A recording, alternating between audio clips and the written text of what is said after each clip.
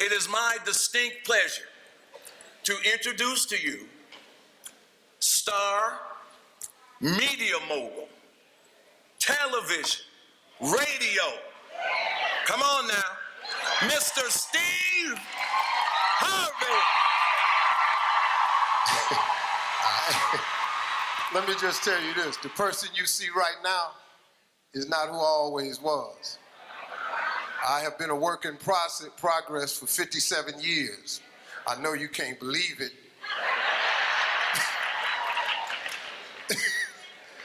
But I have been changed over the years.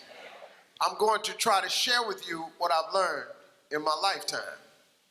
All the difficulties, all the ups and downs, all the mistakes, everything I've learned from it. I'm gonna just put it in a condensed package.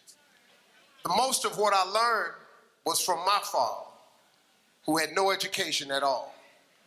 My daddy had a third grade education.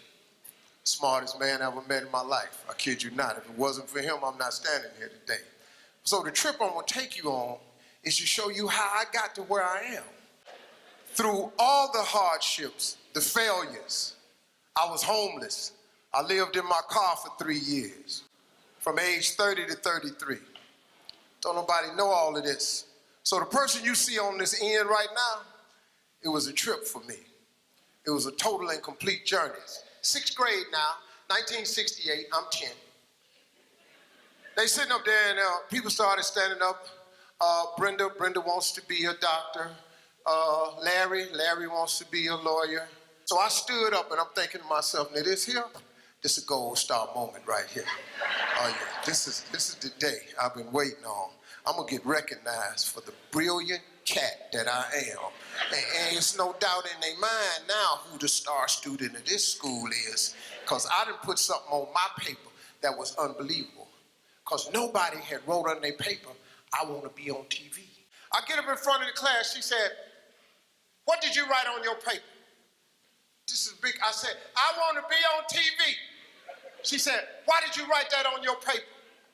I said, because that was our assignment for today. She said, and what made you think you could write such a thing on your paper? I said, okay, obviously, this is not the proper tone to be talking to when you about to give me a gold star. She said, who do you know on TV? I said, nobody.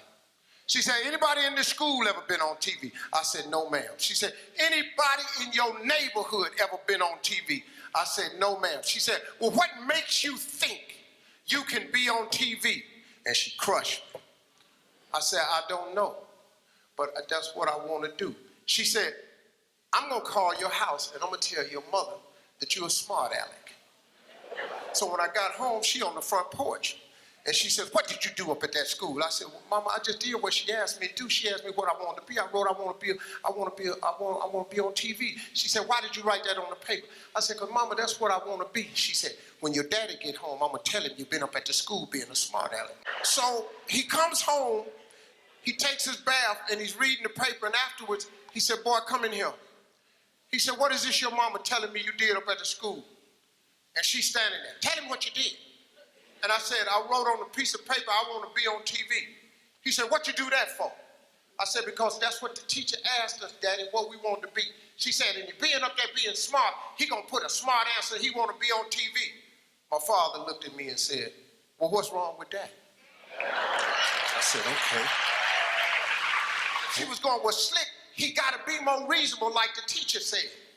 He said, well, Bill, that don't make no sense. If that's what the boy want to be. She said, he can't do what he want to do. Got to do like teacher say. He said, boy, go in your rooms. Come in the room a little bit later on. He said, boy, what you write on your paper? I said, I want to be on TV. He said, well, what she want you to put on the paper? I said, I don't know, Daddy, like a policeman or a ball player or something. That's what all the rest of the boys put. He said, well, put that on the paper and take it back up to that dream-killing heifer.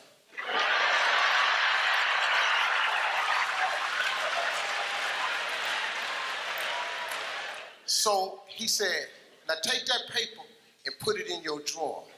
He said, every night before you go to bed, read your paper. He said, every morning when you get up and go to school, read your paper. I did it. If you turn on your television set,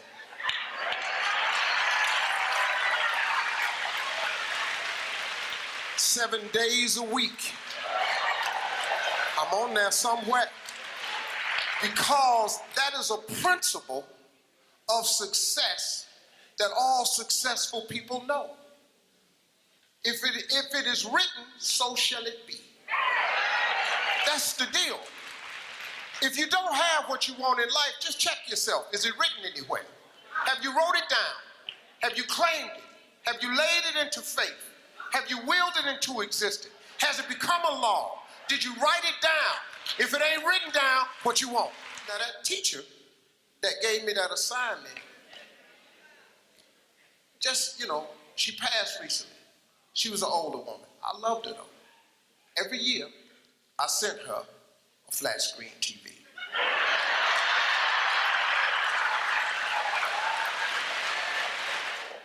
And what I learned was that success that all successful people know, we write it down.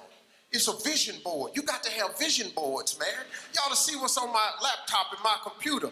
Even I, with all God has blessed me with, I still have visions. A man without a dream or vision shall perish. You've all heard this. I just try to put it in a way where it's real talk. See, writing it down makes it doable. If you go through a school zone doing 35 miles per hour and the police stop you and a truck was blocking the sign that said 20 miles an hour, guess what? You still get the ticket. You know why? Because it's a written law. They put it into law. They wrote it down. The fact that you ain't read it, the fact that you didn't see the sign, tough. It's written. 20. You break the law, 20. You got to write it down. That's an important thing. See, here's a cold thing I learned. You got to fix your mindset. You change that. The moment you change your thought, your attitude determines your altitude. The moment you change your thought is the moment you change your existence. A flea is the smallest insect, one of the world's smallest insects. Do you know that a flea has a 36-inch vertical? That's pretty high. The average human being cannot jump 36 inches. 36 inches, that's right here. If you take that insect and you capture it and put it in a jar and put the lid on it, that insect still has a 36-inch vertical. You know what it does? It jumps 36 inches, but it hits its head and gets knocked back down. So he makes an adjustment. Since I'm getting knocked back down, I'm not going to jump my full potential. I'm just going to jump just enough so I don't get knocked back down. So, if you get another flea and capture it, the flea goes into the jar. The flea, again, another flea, has a 36-inch vertical. But because he's in the jar and he's seen what happens when he hits his head and he gets knocked back down, he duplicates what he sees the other flea doing. And he jumps just high enough where he don't hit his head. The sad thing about it is when these fleas have babies, these fleas are born with a 36-inch vertical. But because they live in the jar with their mama and their daddy, and they got a 36-inch vertical, but they see everybody else jumping just so high, they duplicate it. Becomes generational. It gets passed down. The parent ain't got enough sense to say, hey, I messed up my jump, but you though, you can still go 36. That's why we try to send our kids to college, even if we didn't finish college. We try to get them through school if we never went to school. Every person in here that's a parent wants your child to have a better life than the one you had. You got to. If you don't, there's something wrong with you. You want your grandkids, your children, have a better life than the one you had. What's the deal with the job? People duplicate what they see. You can't do that. Your brain is your lid. If you take the lid off, the potential in every one of us is expansive. It's unbelievable. Imagination is everything. It's the preview to life's coming attractions. You know what that means? Everything was once a thought. That's what that means. Let your imagination go. Open up your mind, trip a little bit, be something extra. The Wright brothers were sitting around one day and said, hey, I'm gonna fly like a bird. So people said, come here, man. What this dude just said. Tell him what you just said. I'm gonna fly like a bird. I flew in here today.